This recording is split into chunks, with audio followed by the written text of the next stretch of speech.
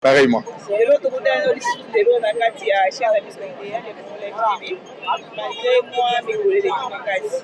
Nasepeli moyete na neo dokutani po nasepela mina ba question na yo na ndenge musano sala vraiment nasepela nango mingi pour le moment na zui yo neo dokutani nasepeli moyete ndenge ozinga d'accord. Aéroport militaire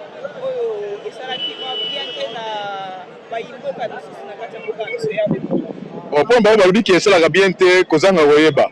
bayebi te mpona nini kuna eza likambo ya différence ozomona na taille na ye na niveau na ye na popularité na ye na oyo nyonso alakisi na monde entier na ndenge akotaki vraiment elakisi différence ya monene yango mona ye ke roi apesi mitindo na ye ke moto ya lolenge wana président wana ifoto yamba ye na taille na ye na niveau na ye na bahonneur na ye oyo ekokani mpo na ye yango aponelaki ye bayamba ye na aéroport militaire ndenge bayamba Trump ndenge bayamba bato ba président minene bakitana na za 21 te ozomona bato bayebi te batuna bayeba différence nde esali ke akoma na esika wana différence nde elakisi ke azala reçu na bahonneur wana ti na ndenge akendaki epa na roi eza kitoko.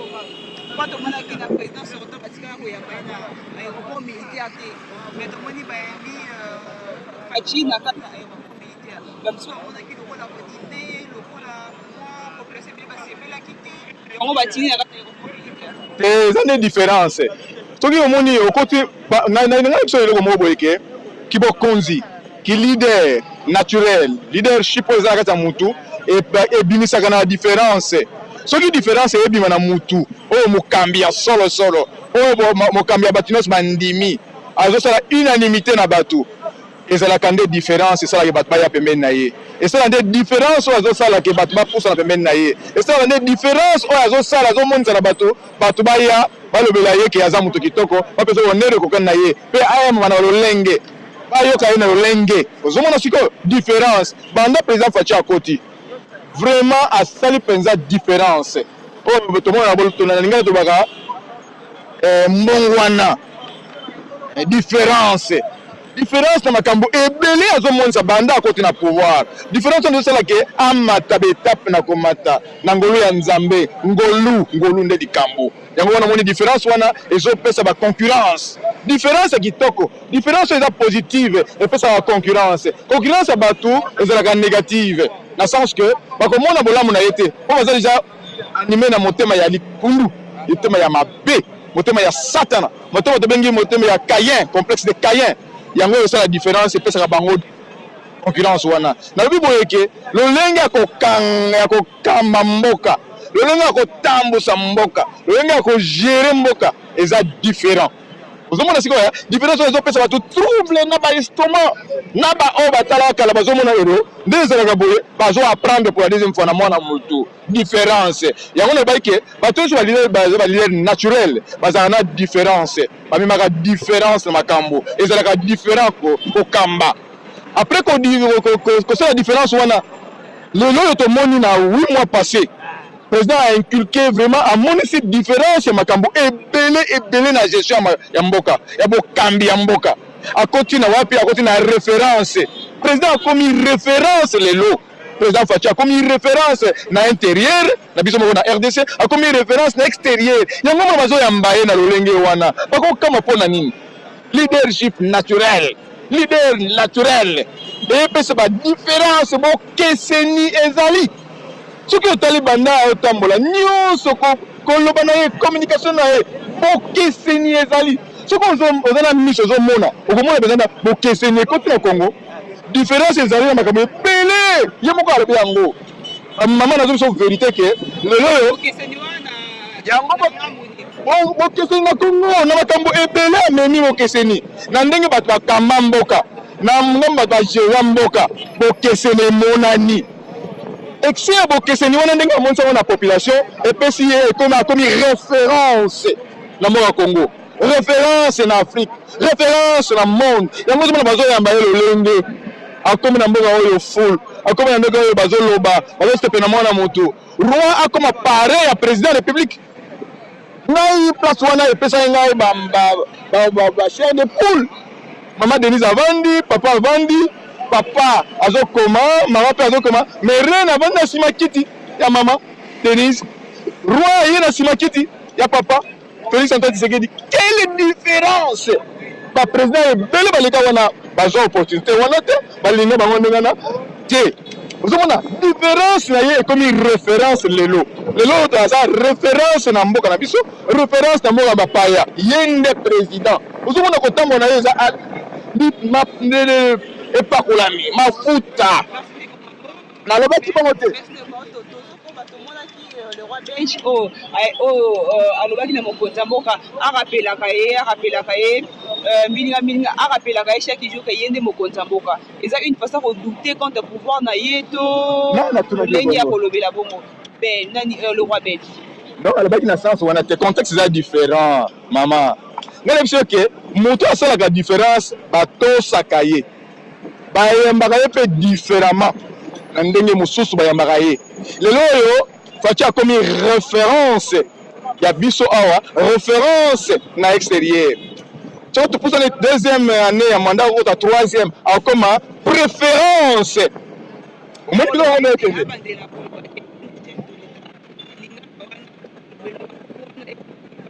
est le contexte wana est différent na biboye il y a le bac na contexte était bazoloba contexte c'est ça que et mon sami que ndenge bayambeli ndenge bayambeli ye na ba population na ye ya diaspora ndenge yambeli na ye na côté ya royaume na ba conseil bango nyonso mama muta ko sote za différent la différence wana mutu nyonso akosa ba commentaire na marque na ye mais roi akolo bateke o rappela nga ke eza président te wana batazo loba roi akolo bateke o rappela nga ye eza ndenge ni non roi ndenge za bongo président Fachi ndenge akolo rappeler roi kenga na za président pona nini ndenge eza masoma kama makoma misalamaki ezaki c'est ninde ya publier ki eza royaume Belgique te c'est ni a publier ba résultat ba élection président Fachi mutazwaki donc na cour constitutionnelle batu nyonso bakendeki na cour constitutionnelle bazwaki réponse na bango cour a tranchaki abimisaki arena ye ozomona siko roi akoto na teke rappela ngai pona RDC souveraineté na biso ezo senga ndenge wana te et d'ailleurs les batu azoloba ils ont dit roi akolo bango ndenge wana te royaume eza présidence te royaume eza citoyen de république te royaume eza eloko mosusu eza que papa fils ti ndenge kitaka to bango na mère wana mais en tout cas biso que jamais roi akolo wana contexte batu azolobela ke non o rappela kangai ye ki nani ye ko akoma ki parrain tellement il vend le monde bazo signer moto rappeler bacha ina sima ko za la garde ya président Félix ata ndenge zo signer ezalaka net na commune net na film ama soko tele ba image na mona ke roi avant de venir sima kiti mti garde akomi parrain ya président Fachi marraine pas avant to mona ki ndeko le même to mona ki le jour suivant ya arrivé ya mokonzi mboka na kati mboka Belgique to mona ki le jour suivant tongo ba combattant décidé bazaki wana pona revendiquer pona ba 15 millions koloba ete ba arrivé ezalaki un peu très tout na kati mboka Belgique te moi mama to la makambo to ba po solo mutu nyonso ko linga bisote mutu azake balinga la population nyonso 100% te za mabe soki mwana muke neti bato aeside baza penza minime muke neti ka ba poussière eza ko bangisa te eza vraiment légitime bakosa revendication na bango na ndenge basalaka makambo na bango ya opposition na bango baza sala opposition malamu te batala pe ndenge opposition ezala batala ba film to baza bato bakendaka mingi te ba niveau likolo batala ba film ndenge opposition ezalaki biso to sala opposition ya idéologie la philosophie ozomona le peuple d'abord mais bango siko bazopesa recette ni na population pour alanda bango eza bongo ta monikolo bakeno nga naza boye te ezokenda sens ke wana opposition ezokenda sens ke ya conflit ya complexe de Caïn donc mingi so otali bango azoke ba revendication na bango net complexe de Caïn wana opposition te opposition même recette politique même philosophie politique même doctrine politique au moins la population que non ngai na kosala boye nga naza boye là ça va ou soit to ba attaquer régime na ba moi esali na bango biso na to sala boye différence ezali et comme lelo na référence à RDC na Afrique référence président Félix Antoine Tshisekedi siko yo ko d'ici 2 ans azosala akoma préférence si on a comme préférence et c'est pas ça la source pas comment on a source opposition que c'est la source keba to mona ki na kata mboka Belgique na ba question ya pense to mona ki mutuna ceux qui étaient Mokonzamboka, alors la marionnette, il y a le président sortant, le sénateur Joseph Kabila, ils ont son rapport, ils ont moi, Bouli et Kenakata Masola, moi, ton dégât. Moutazo va bon tala ina mopanzi boy, kota na longité tala mopanzi boy, abelaka autisme. Abelaka autisme. Vraiment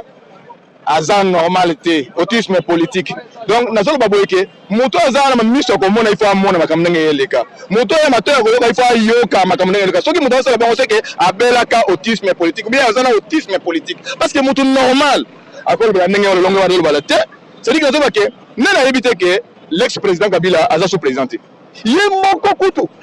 Azolo bana batuna ke no na yebite ndingi makamnenge za 6 mois tala par papa président. Président était Nani Félix Tshisekedi. Alors, le président Félix Tshisekedi. Tala makama sali na 6 mois. Ok, 7e mois. Et bon, quand on va le baturanga bazana 4. Mais ndingi nazo sala boye. Ngai boye bisaki na te pona nini? Na kantiach. Oh, kota kuna te, kota te. Lelo kantiach okudi na basoda na bana bango esengo wapi. Kotanga kitoko ba classe tete na poto. Hôpital kitoko toke na kako ba ochango ba ken bakane so bongisango ti na république tota bokengeli awa bokengeli zala gawa omonite. Donc ça dit que quelque part mutozo za makanza ba ke no aza ka argument aye po ba doyo ka ye po ba kongole pe ya classe ya C bazali hein o ba lo ba yoka bango wana bato baza ba aveugle politique so ba le ba ngote no marionnette c'est quoi? Ex-président Kabila aza sous président na mboka yo te asinega ni ordonnance ni quoi que ce soit azana ina ferme ne so yiwa penda kuna na jele mkuna avandi na ye. Donc kolobake mutu moko azo commander ko commander na France ni na français ni na lingala na français na monoko ni na commander mutu zo tanga tala communication ndenge yo sala communication wana ata mo ya kalezali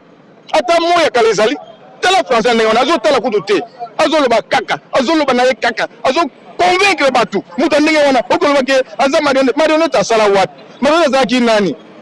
mais papa Félix au sala vraiment je vous assure que oya oya kiaza marionnette c'est kiaza congolais te aza na bikmo wana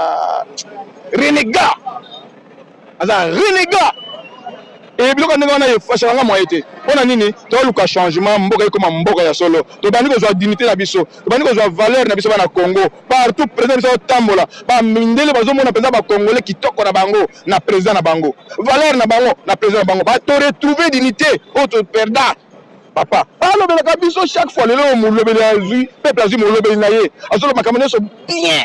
clair na français oh pama olobaki baoyo wana bakozanga mokili bakokoma sans patrie na elobeli wana bakozanga ekolo na elobeli bango wana bakobima libanda bakena bango libanda tokotindika bango na diable po baza mpo na Congo te mpe baza bana Congo te landa bango malamu tala bango ata quelque part babelaka mpe autisme politique bato ya ndenge wana za ntina bango te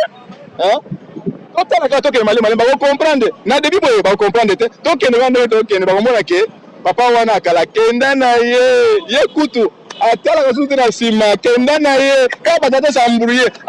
akopesa ndenge nini ordre yango lobaka mama nazoyoka yo na gratuité éducation de base tomaki Mokonzamboka aponda biso gratuité ezala ntina 8e mais tomonaki de l'autre côté bazoloba ntina 6e ezosala mwa mbilinga na baparo bazotina bana classe oyoba te ekoma ntina 8e te esoko ya 6e. Bon wana mama elobeli ya bato balingi omoni changement eza pilule moko ya mère po o melango eza bololo po o melango c'est-à-dire que notre okende boye Mokonzamboka alobaki déjà que gratuité ya enseignement eza ya solo eza ya lokota te eza constitutionnel ya éducation de base na oyo etali différence na kolimola nga explication eza boye gratuité eza enseignement eza différente na prise en charge ya baenseignant ozomona sikoyo esika wana nde ministre ya éducation azolimba malamu te mpo na nini mpo aza gros promoteur ya baécole privée EPSP wana EPST wana papa oyo akoti sika ministre wana aza na baécole ebele ya primaire na secondaire discours ina koloba kuna bana bazovide ozomona sikoyo bana bazovide baécole na ye bazona na gratuité charge ekiti bapala biso bapala charge ekiti akoloba discours nini akotya confusion na mito ya bato lumière eza yango oyo président alobi boye éducation de base banda premier primaire ti sixième primaire eza constitutionnel eza gratuite te ozomona sikoyo mpona oyo etali gratuité alobi boye akomemango étape par étape bato bazoyoka te ndenge baza na matoyi bazoyoka te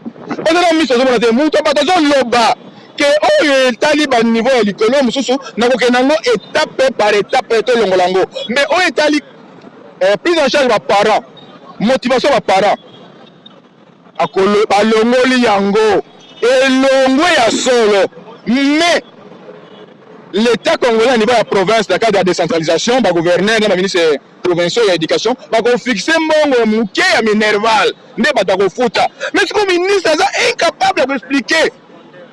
Parce que secondaire, c'est étape par étape. Ok, nous avons dans le cadre de la gratuité, mais le ministre de l'éducation, seulement privé et secondaire, pour avoir des écoles ébélées, avoir promoteur d'école privée, avoir le bandé, nous avons des écoles ébélées, pour l'andagayete. On a demandé chef de l'État, clair. Donc, on a chef de l'État, allez, on a lingala, on a moko makamango. Donc, on a pas émission ya lingala, il y a gratuité, on va comprendre. Pour le ministre, il y a confusion, les parents moyens. Il y a moi, je dis que chef de l'État, alla kisa, allez, on a monoko mboka, na lingala. Donc, il Congo très bien. À bête, on va faire le moussous. Donc, il y a moi, je dis que, na ndenge ba mibiso to wolbake, nyonso bozomona. Ezande epakola ya nzambe ezande mafuta nzambe apakoli mwana mutu soka azokenda bon nzambe o nyonso akotia ye etali ye po nzambe akomisi ye mopepe mpamba kima kelve.